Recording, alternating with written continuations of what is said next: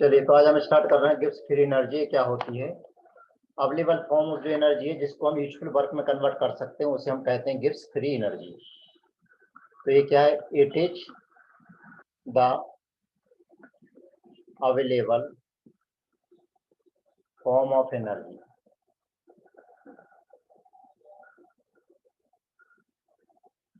which can be converted into useful work। उसे हम कहते हैं Gibbs free energy. Gibbs free energy क्या है? स्टेट फंक्शन है। इसके अलावा ये एक्सटेंसिव प्रॉपर्टी यानी अमाउंट पर डिपेंड करती है। एक्सटेंसिव प्रॉपर्टी, ठीक। मैथमेटिकली इसको हम किससे रिप्रेजेंट करते हैं? मैथमेटिकली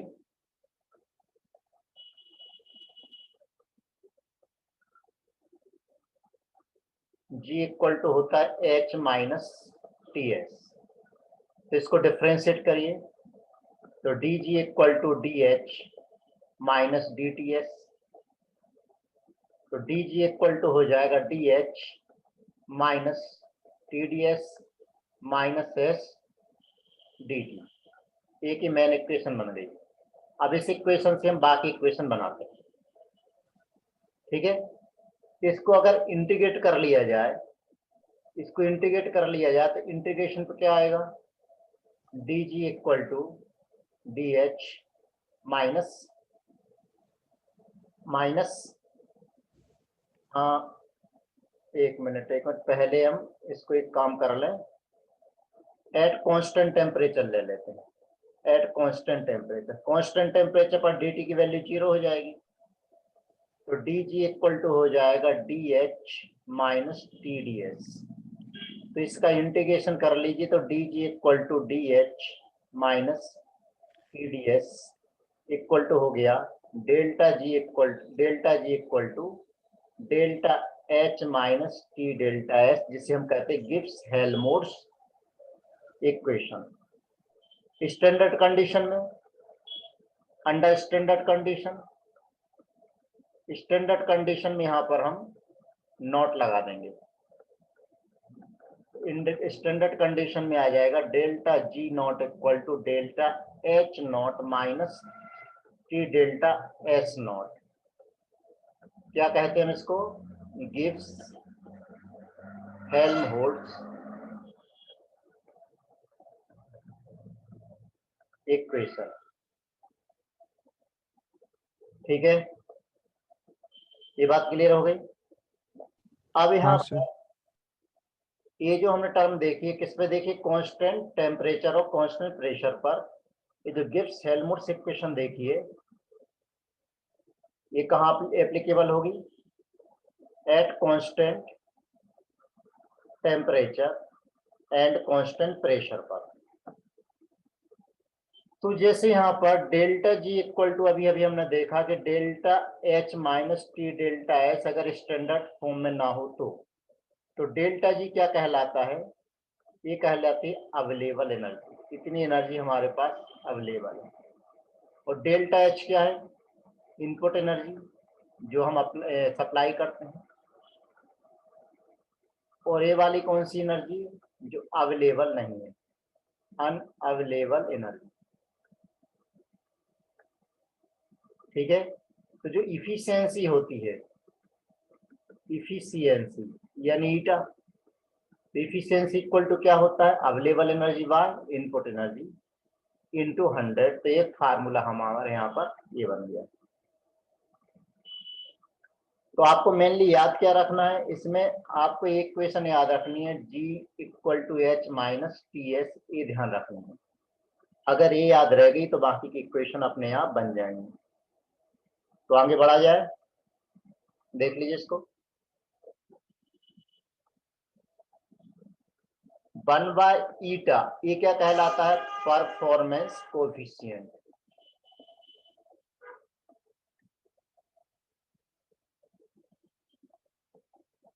नोट कर लिया ये?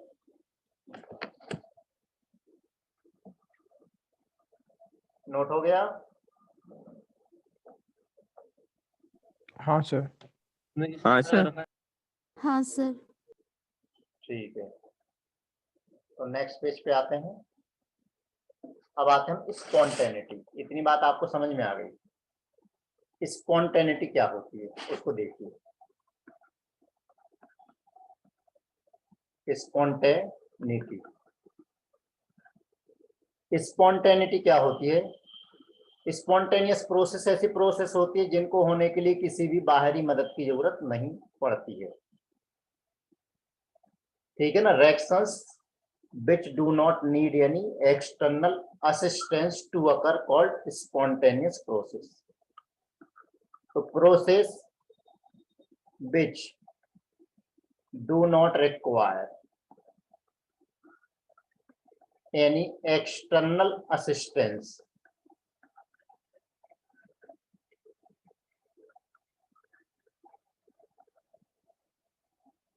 to occur is called spontaneous process.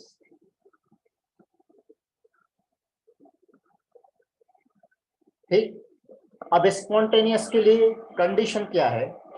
Delta G negative होना चाहिए। तो for process to be spontaneous,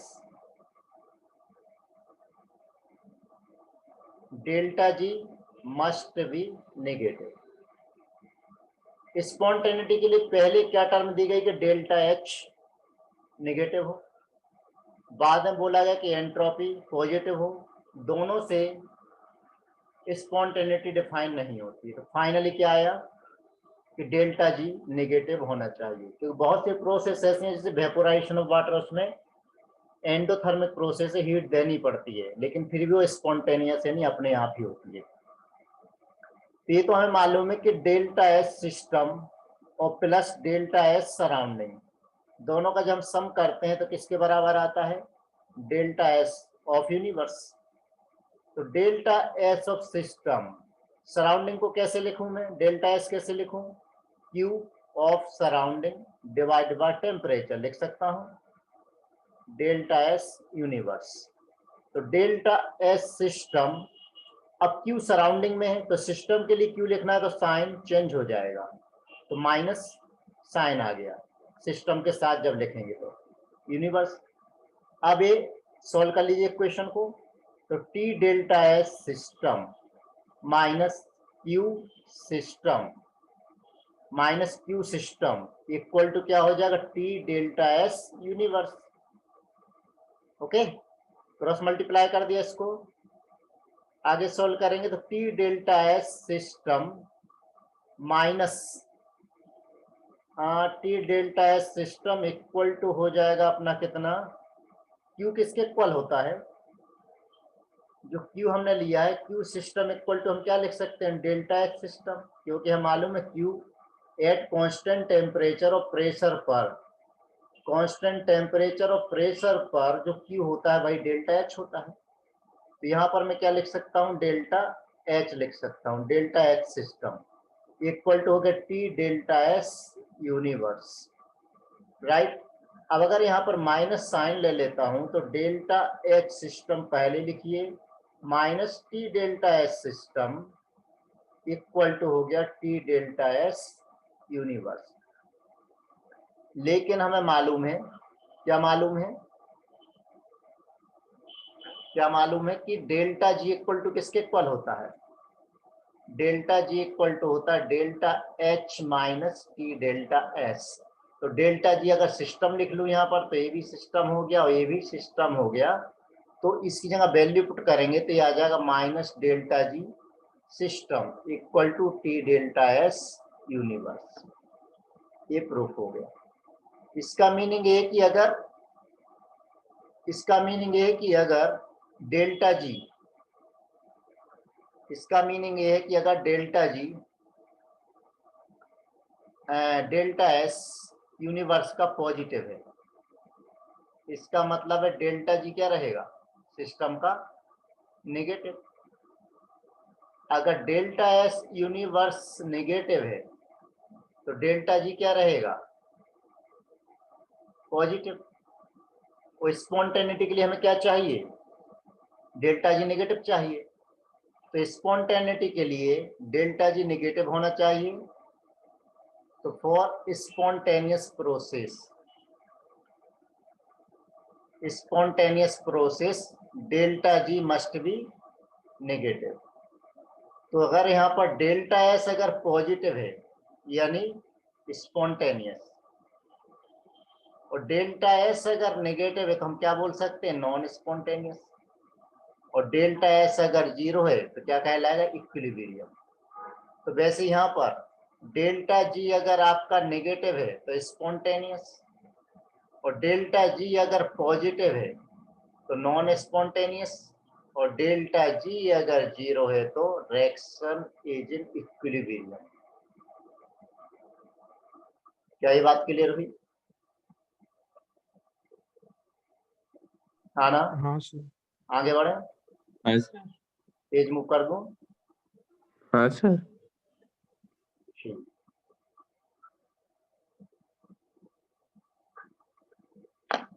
तो नेक्स्ट पेज पे देखिए, अब स्पॉन्टेनिटी को हम कैसे डिफाइन करें, निकालें, वो देख लेते हैं। तो अभी अभी हमने पढ़ा कि D delta G equal to होता है delta H minus T delta S. एक काम करिए, यहाँ पर साइन ऑफ डेल्टा एच ले लीजिए, इधर साइन ऑफ डेल्टा एस ले लीजिए, और यहाँ साइन ऑफ डेल्टा जी ले लीजिए, और यहाँ रिमार्क, एक छोटी सी मैंने टेबल बनाई। अगर डेल्टा एच नेगेटिव है और डेल्टा एस भी नेगेटिव है तो वैल्यू पुट करिए। डेल्टा जी इक्वल टू क्या आएगा, डेल्टा एच को आपको नेगेटिव रखना है, नेगेटिव रख दिया, minus T, delta S negative है वो भी मैंने नेगेटिव रख दिया, तो डेल्टा जी क्या आ गया यहाँ पर, minus delta H plus T delta S, ये बन गया, हाँ ना। हाँ सर। अब यहाँ पर दो कंडीशन आएगी। अगर डेल्टा जी नेगेटिव है, नेगेटिव कब होगा, नेगेटिव कब होगा, जब डेल्टा एच की वैल्यू ज्यादा होगी और टी डेल्टा एस की वैल्यू कम होगी। इसका यस मतलब सर। क्या, टेम्परेचर जब कम होगा। अगर डेल्टा जी पॉजिटिव है, इसका मीनिंग क्या है, डेल्टा एच की वैल्यू कम होगी, T delta S positive value बड़ी होगी। पॉजिटिव वैल्यू बड़ी होने का मतलब टी ज्यादा होगा। तो नेगेटिव होगा मतलब रिएक्शन इज स्पॉन्टेनियस, और पॉजिटिव होगा यानी रिएक्शन इज नॉन स्पॉन्टेनियस। बात समझ में आ गई? Yes sir. दूसरा ले लें, ये मैंने नेगेटिव साइन लिया, पॉजिटिव साइन लिया, तो बताइए क्या बन जाएगा, delta G equal to minus delta H और माइनस टी डेल्टा एस ही रहेगा। तो डेल्टा जी हमेशा नेगेटिव ही रहेगा ऑलवेज, चाहे आप कोई सी टेम्परेचर ले लें। क्यों, दोनों ही नेगेटिव हैं, तो फाइनल आंसर भी नेगेटिव ही आएगा। अब अगर ये पॉजिटिव ले लो, ये नेगेटिव ले लो, तो delta G equal two plus delta H और माइनस टी और माइनस डेल्टा एस, तो डेल्टा जी इक्वल टू हो गया delta H plus T delta S. अब क्या कभी भी डेल्टा जी नेगेटिव हो सकता है, no sir. Delta G always क्या रहेगा, पॉजिटिव, ऑलवेज पॉजिटिव। इसका मीनिंग क्या है, हमेशा क्या रहेगी प्रोसेस, नॉन स्पॉन्टेनियस प्रोसेस रहेगी। फोर्थ, अगर ए भी पॉजिटिव ए भी पॉजिटिव ले लें, तो इक्वेशन बनेगी delta G equal two plus delta H minus T delta H. अब यहाँ पर दो कंडीशन बनेगी। अगर डेल्टा एच बड़ा है किससे, टी डेल्टा एच से, इसका मीनिंग क्या है, टेम्परेचर कम हो, तब डेल्टा जी का साइन पॉजिटिव आएगा। तो अगर डेल्टा एच छोटा है टी डेल्टा एच से, तो टेम्परेचर की वैल्यू हाई लेनी पड़ेगी, तब डेल्टा जी नेगेटिव आएगा, यानी प्रोसेस स्पॉन्टेनियस होगी। क्या ये बात समझ में आ गई? क्लियर? आना? हाँ सर। हाँ सर। तो अब यहाँ पर जो डेल्टा जी है, डेल्टा जी एक्चुअल में delta G is a measure of non-PV work done by the system.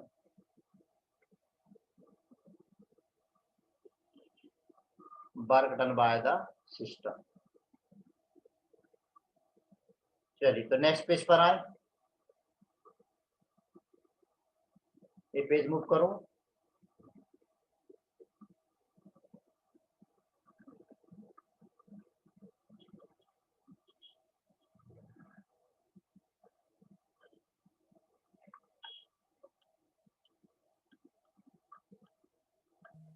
Sir 2 minute ऊपर कर दीजिए।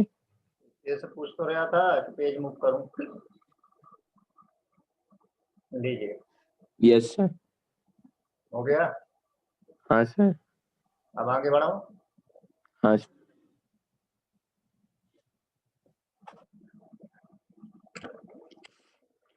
आगे बढ़ते हैं, नेक्स्ट पॉइंट पर आते हैं। According to first law of thermodynamics, क्या होता है first law of thermodynamics? D equal to D Q plus total work done. Yes sir. Total work done का मीनिंग क्या है? पीवी वाला work plus non PV work, right? तो जो non PV work है, नॉन पीवी वर्क, ये किसके बराबर हो गया? D minus D Q minus W PV work. Yes no? अब हमें ये भी मालूम है कि एच इक्वल टू तो होता है ई प्लस पीवी, और ये भी मालूम है कि D Q second law of thermodynamics से होता है D Q equal to TDS. तो ये भी मालूम है कि जो डब्ल्यू है पीवी वर्क है वो किसके बराबर होता है? Minus PDV. ये होता है। तो वैल्यू पुट करिए यहाँ पर, W non PV equal to DE, यहां से ई इक्वल टू आ जाएगा निकल करके, ये आ जाएगा डी एच इक्वल टू हो जाएगा DE plus PDV plus VDP. तो यहां से डी की वैल्यू निकल आएगी, तो डी की वैल्यू रखिए, डी की वैल्यू क्या आएगी? D H minus PDV minus VDP. Clear? D की वैल्यू रखिए टीडीएस से, और पीवी की वैल्यू रखिए, माइनस माइनस प्लस हो जाएगा पीडीवी। तो प्लस माइनस से कैंसल, क्या बचा यहाँ पर? W non PV equal to बचेगा DH minus VDP minus TDS. एक क्वेश्चन बन। अब अगर यहाँ पर कंडीशन लगा दें कि at constant temperature and pressure, constant temperature है और कांस्टेंट प्रेशर है, तो यहाँ पर डीपी की वैल्यू 0 ले लोगे। डीपी की वैल्यू 0 लोगे तो W non PV equal to हो जाएगा डीएच माइनस टीडीएस, आना? और डीएच माइनस टीडीएस किसके बराबर होता है? ये तो डेल्टा जी के बराबर है। Since delta G equal to होता है डीएच माइनस टीडीएस, तो ये किसके बराबर हो गया? देयरफॉर बताइए, W non PV equal to हो गया डेल्टा जी के बराबर। प्रूफ हो गया? हाँ सर। तो ये प्रूफ करना था, ठीक है? तो इसका मतलब है कि hence if system involve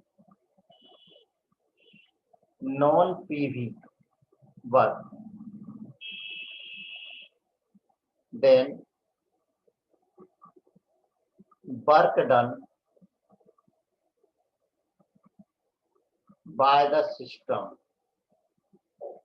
is equal to the decrease in the Gibbs free energy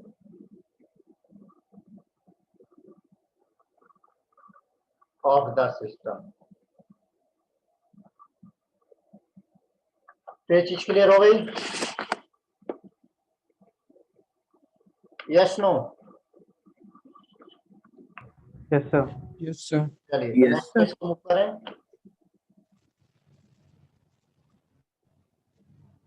page हटाओगे?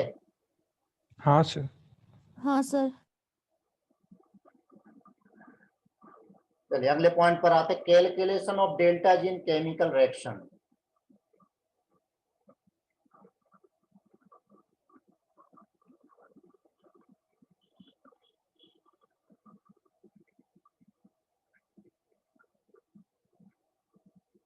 Chemical reaction में डेल्टा जी कैसे कैलकुलेट करना? एक रिएक्शन कंसीडर कर लीजिए, chemical reaction. Consider a reaction, reaction है a mole of A plus B mole of B to form C mole of C plus D mole of D. तो रिएक्शन का G equal to क्या होगा? Sum of G of product minus sum of G of reactant. तो delta R G यानी reaction का G equal to product कौन कौन से हैं? सी मोल किसके हैं? सी के हैं, तो G of C plus D mole D के हैं, तो जी ऑफ डी। इसके सम में से रिएक्टेंट का सम माइनस करो, रिएक्टेंट के ए मोल, ए का जी प्लस बी के बी मोल है, तो बी का जी। ये हो जाएगा ना, डेल्टा लगाने की जरूरत नहीं है क्योंकि वो चेंज नहीं है, है ना? ये आ जाएगा, जितने मोल मोल से मल्टीप्लाई कर देंगे। एक चीज ये भी हो गई, तो ध्यान देना इस तरह से प्रोडक्ट माइनस रिएक्टेंट में हमने और भी कई चीजें देखी हैं, अगर याद हो फिर से बता देता हूँ। Delta H of reaction equal to क्या होता है? Sum of H of product minus sum of H of reactant. Delta R of C P या सी भी कुछ भी निकालना हो, sum of C P of product minus sum of C P of reactant. याद आया? अब डेल्टा जी टेम्परेचर प्रेशर से कैसे वेरी करता है उसको देखना है। तो variation of delta ji with temperature and pressure.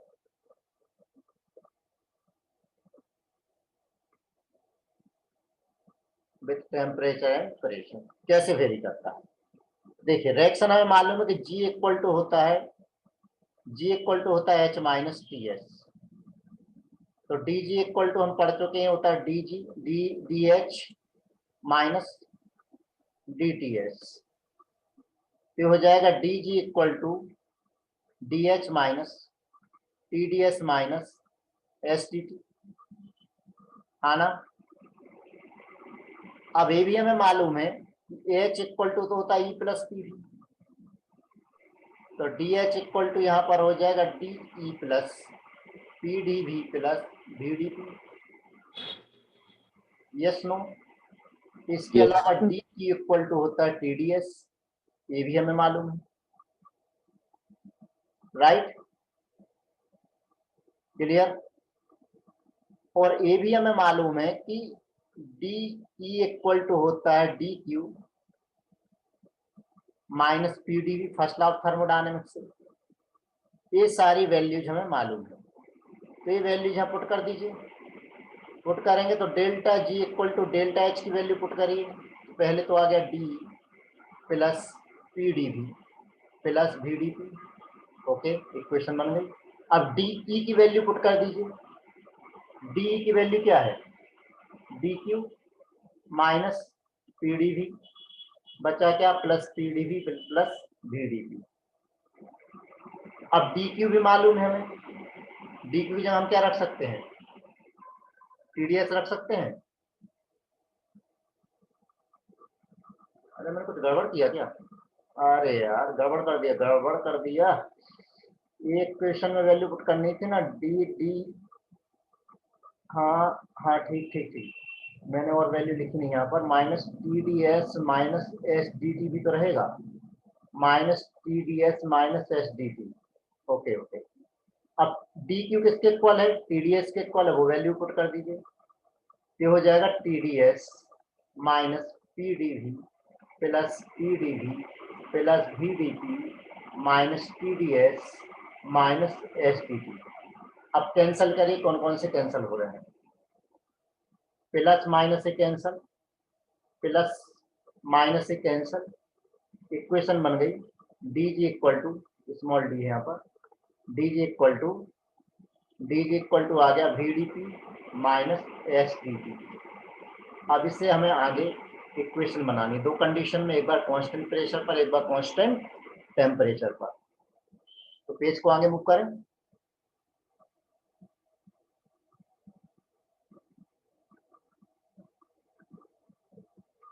Page move करो। हाँ सर।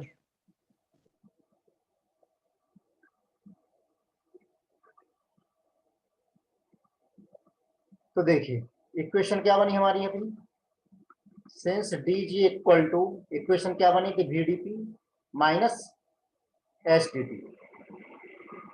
अब कंडीशन ले लीजिए एट कांस्टेंट टेम्परेचर, अगर टेम्परेचर हमने कांस्टेंट लिया, इसका मीनिंग क्या है, D T equal to zero हो गया, डी टी जीरो हो गया तो डी जी इक्वल टू हो जाएगा वी डी पी। अब इसमें भी पहली कंडीशन सॉलिड और लिक्विड के लिए, फॉर सॉलिड एंड लिक्विड, जब प्रेशर P1 से P2 हो रहा हो तब क्या करें, इंटीग्रेशन कर दीजिए, डीजी का इंटीग्रेशन करिए, P1 प्रेशर पर GP1, P2 प्रेशर पर GP2 equal to V pressure P1 pressure P2, ये हो गया डीपी। तो इक्वेशन क्या बनेगी, GP2 minus GP1 equal to V into DP यानी P2 माइनस P1, यही इक्वेशन बन जाएगी। Second condition for gases, gases के लिए क्या करेंगे हम, V इक्वल टू हो जाएगा N R T by P, value put कर दीजिए, तो डी जी इक्वल टू हो जाएगा N R T by P D. अब आप इसका इंटीग्रेशन कर दीजिए, तो D G equal to N R T और ये हो जाएगा D P by P, pressure P1 से P2, और यहाँ पर क्या था P1 प्रेशर पर G और ये P2 प्रेशर पर G। तो इसको सॉल्व करेंगे तो P2 प्रेशर पर G माइनस P1 प्रेशर पर G equal to N R T ln P1 P2 by P1, या P2 प्रेशर पर G माइनस P1 प्रेशर पर G equal to 2.303 N R T log base 10 P2 by P1। ये बात clear हो रही, हाँ सर। अब for chemical reaction, chemical reaction के लिए इक्वेशन है बनानी है।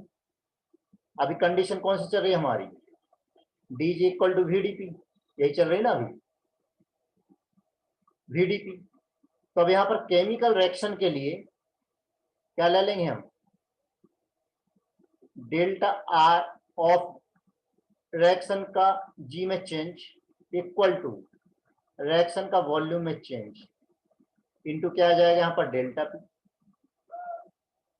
ओके, तो डेल्टा आर जी का डिफरेंशिएशन करेंगे तो आ जाएगा delta are G at pressure P2 minus delta are G at pressure P1 equal to delta R, reaction में जो भी वॉल्यूम में चेंज होता है, रिएक्शन का change in volume, into delta P का मतलब P2 माइनस P1, ऐसे लिख सकते हैं। तो आजकल एनटीए में जो मैंने पुराने पेपर है 20-19 के देखे तो दिमाग खराब करने वाले पेपर थे, यानी एनसीईआरटी में कहीं से भी क्वेश्चन उठा के दे रहे हैं, वो ऐसी चीजें जो ध्यान ही नहीं देते हैं। तो ध्यान से एक एक लाइन पढ़ना, चाहो तो आप पेपर देख लेना 19-20 के, सोच भी नहीं सकते हो कि यहाँ से भी क्वेश्चन बना देंगे, थ्योरी में से क्वेश्चन बना देंगे। और कई क्वेश्चन डिफिकल्ट भी आ रहे हैं। तो पहली कंडीशन अपनी पूरी हो गई, कौन सी हो गई? एट कांस्टेंट टेम्परेचर हो गई है। अब आते हैं हम दूसरी कंडीशन पर, तो उसके लिए नेक्स्ट पेज पर मूव करेंगे। मूव करो नेक्स्ट पेज, नोट कर लिया ये।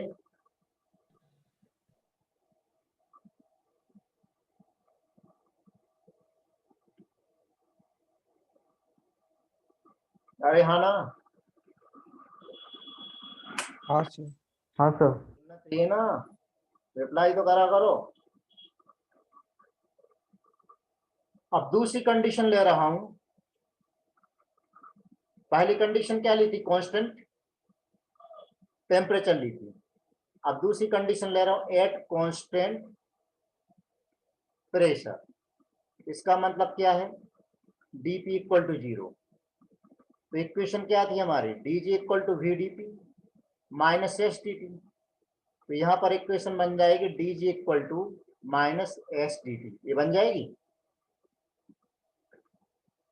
अब वापस से इसमें for solid and liquid, solid and liquid. तो सॉलिड और लिक्विड के लिए जब टेम्परेचर हम T1 से T2 करेंगे तो फिर हम इसका इंटीग्रेशन करना पड़ेगा। तो T1 टेम्परेचर पर G और T2 टेम्परेचर पर G equal to minus S, यहाँ T1 temperature T2 temperature dt।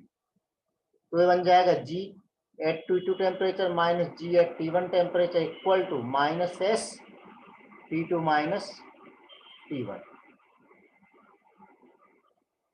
एक इक्वेशन आ गई। दूसरी फॉर गैसेस, गैसेस के लिए, गैसेस के लिए भी सीधे सीधे ये हो जाता है, और तो इसमें कुछ वैल्यू पुट कर नहीं सकते कि delta is equal to minus S और T2 माइनस T1, यहाँ पर कुछ भी चेंज नहीं हो सकता। और थर्ड है फॉर केमिकल रिएक्शन, दोनों में तीन कंडीशन ली हमने, पहली सॉलिड लिक्विड, दूसरी गैस, तीसरी केमिकल रिएक्शन। तो फॉर केमिकल रिएक्शन, तो केमिकल रिएक्शन में क्या करना है? बिल्कुल जैसे पहले किया, delta are G equal to delta R, यानी रिएक्शन की एंट्रोपी, रिएक्शन की entropy into dt into dp। तो ये इसको डिफ्रेंशिएट करेंगे तो ये बन जाएगा delta are G at temperature T2 minus delta are G at temperature T1 equal to delta R S, integration कर दीजिए T1 T2 और dt। तो ऑब्वियसली क्या आ जाएगा? डेल्टा टी आ जाएगा। तो इक्वेशन हो गई। Yes no? Yes sir. Phase transformation,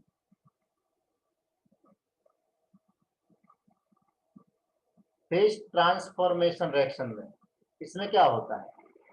dg की वैल्यू 0 हो जाएगी, तो डेल्टा एच की वैल्यू भी कितनी हो जाएगी? 0 हो जाएगी, राइट? तो नेक्स्ट पेज पर Yes, मूव कर रहा हूं, बस डेल्टा जी खत्म होने वाला है, आगे बढ़े।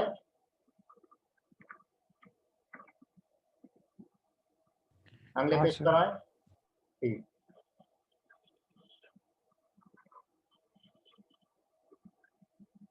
तो नेक्स्ट है relation between delta R G and delta R G not. ये क्या होता है? अब यहां देखिए, जैसे मान लीजिए सिंगल सब्सटेंस है, फॉर सिंगल सब्सटेंस, अगर मान लीजिए P1 प्रेशर पर G की वैल्यू GP1 हो, और P2 प्रेशर पर G की वैल्यू G P2 हो। कंडीशन क्या ली हमने? Eight constant temperature. ठीक, तो हम क्या लिखेंगे? जो अभी अभी हम इक्वेशन लिख करके आए थे, कौन सी? देखिए यहाँ पर प्रेशर वाली, ये वाली इक्वेशन। किस इक्वेशन की बात कर रहा हूं मैं? इस इक्वेशन की बात कर रहा हूं, इस वाली इक्वेशन की बात कर रहा हूं, राइट? इस इक्वेशन पे आ जाइए।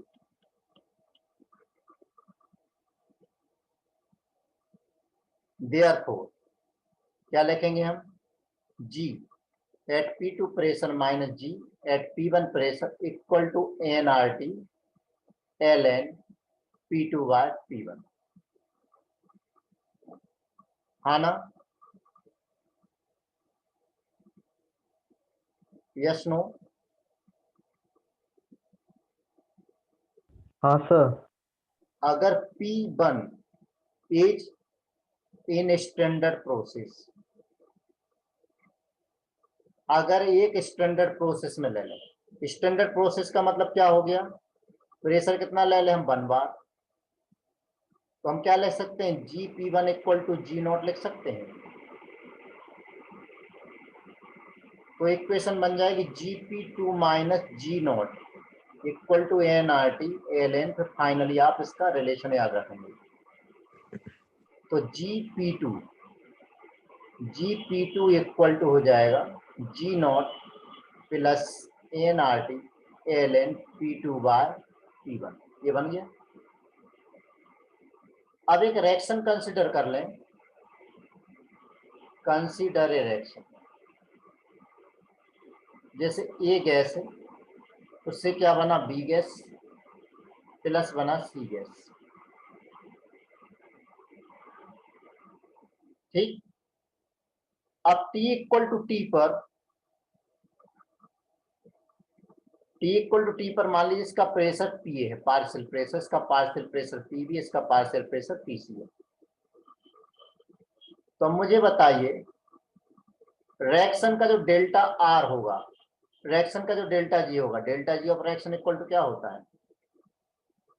सम of G of product minus sum of G of reactant. Reactant. Delta are G equal to product यानी क्या? बी का जी प्लस सी का जी माइनस ए का जी। अब बी का जी सी का जी, ये वाली जो इक्वेशन एक बार हम बी के लिए लिखेंगे, एक बार सी के लिए लिखेंगे, एक बार किसके लिए लिखेंगे? ए के लिए लिखेंगे।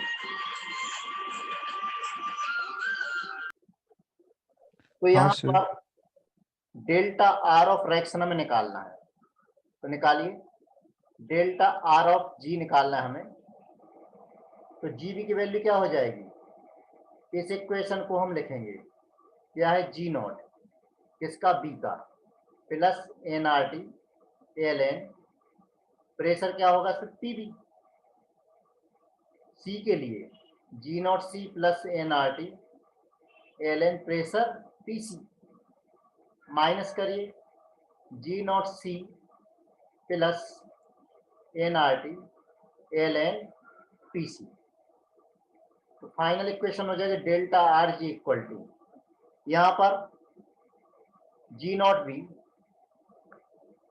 Plus G0 C minus G0 नहीं G0 B plus G0 C। एक मिनट गड़बड़ कर दिया क्या मैंने? हाँ, BC यहाँ पर ए लिखना था, माइनस G0 A। ये तीनों को तो अलग कर लिया। अब प्लस में क्या बचा? nRT कॉमन ले लीजिए, nRT कॉमन ले लिया तो बचा क्या? ln PB plus ln PC minus ln PA, यही बचा। तो हाँ delta sir. R G equal to, ये वाली जो टर्म है, ये वाली टर्म किसके इक्वल है? अगर हम स्टैंडर्ड में ले लेते तो स्टैंडर्ड आ जाएगी। यहाँ पर क्या लिख लेंगे हम? Delta G, delta R G0 minus nRT, और ये लॉ की प्रॉपर्टी है, लॉ की प्रॉपर्टी तो ln PB और PC का मल्टीप्लाई और पीए से डिवाइड हो जाएगा। तो इसे हम कहते हैं रिएक्शन कोशेंट, जो आप केमिकल इक्विलिब्रियम में पढ़ोगे। रिएक्शन कोशेंट यानी QP equal to PB into PC by PA, ये होता है यानी रिएक्शन कोशेंट।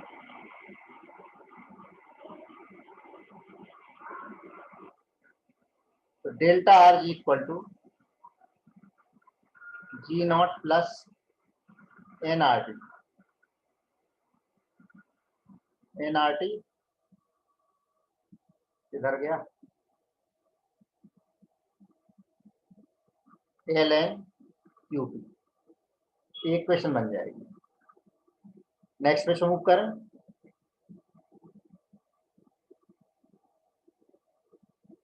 हाँ सर। तो प्लस की माइनस है दोनों के बीच में? दोनों बीच प्लस ही रहेगा ना, माइनस क्यों रहेगा? अच्छा, माइनस कैसे लगा दिया मैंने? अरे यार, मैं गलती क्यों कर रहा हूँ? वहाँ फोन आ गया था ना बीच में पापा का।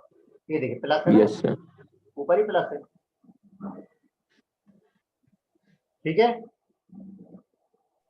Yes next sir. Next page पर मूव करते हैं। एक लेक्चर का काम बचा हुआ है नहीं कल का, कल की क्लास इवनिंग की रहेगी 6 बजे, 6:15 बजे। तो फाइनली हमने क्या देखा है कि delta are G equal to delta R G not plus RT या NRT ln QP। ये इक्वेशन बनी, ये इक्वेशन बहुत ज्यादा यूज होती है। अब इस इक्वेशन में देखिए इक्विलिब्रियम पर क्या होता है, इक्विलिब्रियम पर QP किसके इक्वल हो जाता है? KP के इक्वल।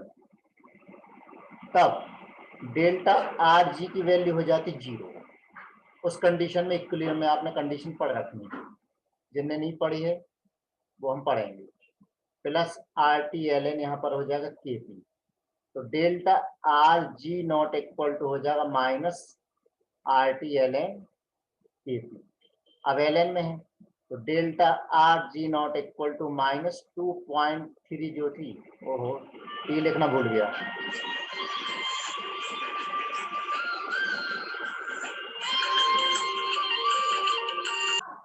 चलिए देखिए यार, यहाँ पर क्या गड़बड़ कर दी लिखने में।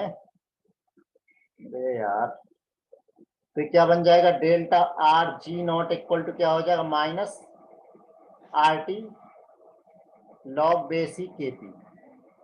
तो delta R G not equal to हो गया minus 2.303 RT log base 10 KP। ये क्वेश्चन बन गई। आई बात समझ में कि क्या यहाँ पर इक्विलिब्रियम है। और आगे अगर इस रिएक्शन को हम सॉल्व कर लें तो गिब्स हेल्महोल्ट्ज इक्वेशन क्या है उसमें देखिए, गिब्स हेल्महोल्ट्ज इक्वेशन होता है delta R G not equal to delta R H not minus T delta R S not, यही होता है। तो डेल्टा आर जी नॉट की वैल्यू पुट कर दीजिए यहाँ पर, क्या वैल्यू इसकी? माइनस RT लॉग ई के पी या के इक्विलिब्रियम कुछ भी लिख दीजिए, इक्वल टू हो जाएगा delta R H not minus T delta R S not. तो यहाँ से लॉग ई की जगह हम ln भी लिख सकते हैं। तो ln के इक्विलिब्रियम इक्वल टू डेल्टा, अब समझ लेना डेल्टा आर है वहां पर, बाद में क्या हो जाएगा? RT माइनस में।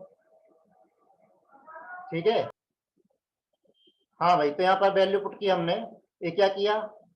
RT से इसको यहाँ नीचे लेकर के आइए, माइनस माइनस से हो जाएगा plus T delta S not by RT, T से टी कैंसिल हो गया।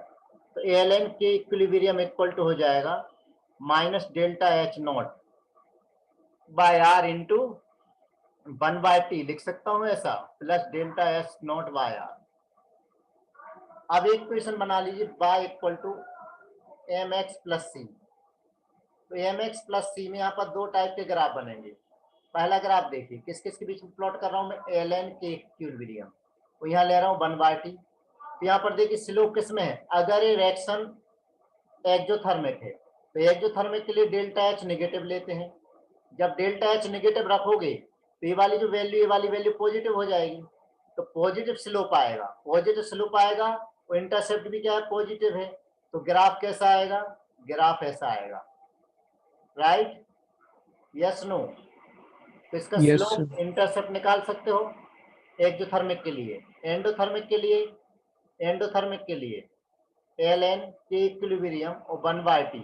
एंडोथर्मिक में डेल्टा एच इक्वल टू क्या रखेंगे, पॉजिटिव रहता है एंडोथर्मिक के लिए। तो जब डेल्टा एच पॉजिटिव रखोगे तो उसके साथ माइनस तो पहले से लगा हुआ है, यानी स्लोप नेगेटिव रहेगा और इंटरसेप्ट पॉजिटिव रहेगा, तो ग्राफ ऐसा आएगा। तो ग्राफिकली भी ऐसे क्वेश्चन पूछे जाते हैं। आगे मूव करूं।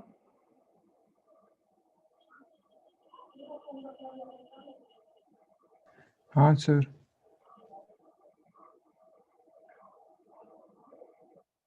ठीक है, अब और देखिए,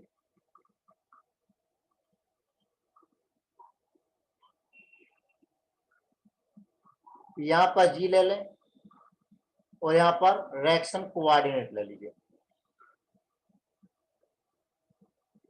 तो जब हम ग्राफ प्लॉट करते हैं इक्विलिब्रियम के लिए तो क्या होता है, ग्राफ कुछ ऐसा आता है। एजी है, एजी किसके लिए हो गया, रेक्टेंट के लिए, जी हो गया प्रोडक्ट के लिए। तो इक्विलिब्रियम कंडीशन पर रेक्टेंट और प्रोडक्ट दोनों के जी इक्वल हो जाते हैं, ये कंडीशन आ जाएगी इक्विलिब्रियम पर। तो at equilibrium G of reactant equal to G of product, इसका मतलब दोनों का जब हम माइनस करेंगे तो माइनस यानी क्या कहलाएगा, डेल्टा जी, जो हो जाएगा 0 के बराबर। Yes no. Yes sir. दूसरी कंडीशन ले लें हम, अगर के इक्विलिब्रियम की वैल्यू ग्रेटर देन 1 हो तो फिर क्या होगा, तो प्रोडक्ट साइड ग्राफ रहेगा, यानी ये वाली जो लाइन है वो कहाँ रहेगी, थोड़ी सी प्रोडक्ट साइड रहेगी, बीचों बीच नहीं रहेगी। ये हो गया रेक्टेंट के लिए, ये हो गया प्रोडक्ट के लिए। लेकिन अगर के इक्विलिब्रियम की वैल्यू लेस देन 1 हो, लेस देन 1 हो, तो फिर थोड़ा सा लाइन कहां पर रहेगी, रेक्टेंट की तरफ रहेगी। Yes no. Yes sir. तीनों ग्राफ क्लियर हो गए। हाँ अब सर। इसका लास्ट, हाँ सर आप ठीक, अब लास्ट देखिए। अभी हमने अब क्या देखा था, इक्वेशन क्या देखी थी, एल एन के equilibrium equal to minus delta H by R into 1/t plus delta S not by R. ठीक है,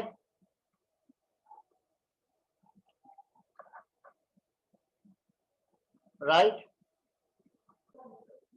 तो अब यहां पर देखिए, अब अगर यहां पर eight T1 temperature equilibrium constant को हम क्या ले लेते हैं, K1 ले लें, और T2 टेम्परेचर पर इक्विलिब्रियम कांस्टेंट को क्या ले लें, हम K2 ले लें। तो दो बार इक्वेशन लिखिए, L N K1 equal to minus delta H not R into 1/T1 plus delta S not R, और L N K2 equal to minus delta H not by R into 1/T2 plus delta S not by R. Right, दोनों को minus कर दीजिए, minus करिए दोनों equation को, L N K2 minus L N K1। तो minus करोगे तो क्या आ जाएगा, minus delta H not by R 1/T2 plus delta S not by R, minus minus minus वहां क्या हो जाएगा, प्लस हो जाएगा, तो plus delta H not by R into 1/T1, और ये minus delta S not by R हो जाएगा। तो ये दोनों कैंसिल हो गए, कैंसिल हो गए, तो बचा के यहाँ पर लॉग की प्रॉपर्टी यूज करेंगे तो ये बन जाएगा L N K2 by K1। बचा के यहाँ पर delta H not by R common ले लीजिए, 1/T1 माइनस 1/T2 इक्वेशन हो गई। अब एल एन का मतलब होता है लॉग बेसी, तो K2 by K1 equal to हो गया delta H not by R into 1/T1 minus 1/T2। अब चाहे तो इसको बेस 10 में कन्वर्ट कर लीजिए, तो 2.303 से ये मल्टीप्लाई हो जाएगा, तो log base 10 K2 by K1 equal to delta H not by R into 1/T1 minus 1/T2। चाहे तो इस 2.303 को आप यहाँ ले आइए, तो इक्वेशन बन गई log base 10 K2 by K1 equal to delta H not by 2.303 R into 1/T1 minus 1/T2। एक क्वेश्चन बन गई। अब यहाँ ध्यान देना, कई बार कंफ्यूज करने के लिए इस क्वेश्चन को चेंज कर देते। कैसे?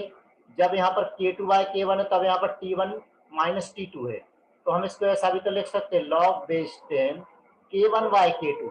जब K1/K2 रखेंगे तो उधर के वैल्यू इंटरचेंज हो जाएगी, यानी यहाँ पर आ जाएगा 1/T2 माइनस 1/T1, ये हो जाएगा। हाँ ना? हाँ सर। हाँ सर। ये क्लियर हो गया? Yes sir. थर्मोडायनामिक्स वाला पोर्शन कंप्लीट हो गया। अब क्या बचा? Thermochemistry, right? Yes sir.